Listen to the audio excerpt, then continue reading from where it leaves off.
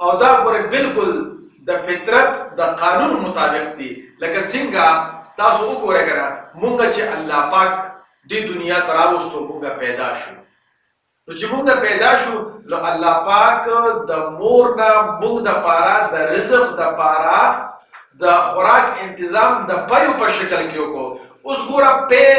داسې غذا ده چې نرمه هم ده، نه ګرمول غواړي، نه یخول غواړي، نه خوږول غواړي، بلکې تیاره غذا ده او په اسانۍ سره هضمیږي هم. کوم وخت چې ماشوم چغې کي بی بس مور ولا چې کوم راشي او پی ولا ورکي،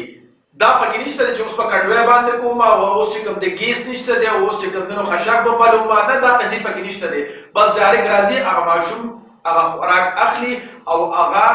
لومبی سټپ هغه د الله پاک دومره اسان جوړ کړی دی چې په اسانۍ سره کله کله مور بل څه کار کوي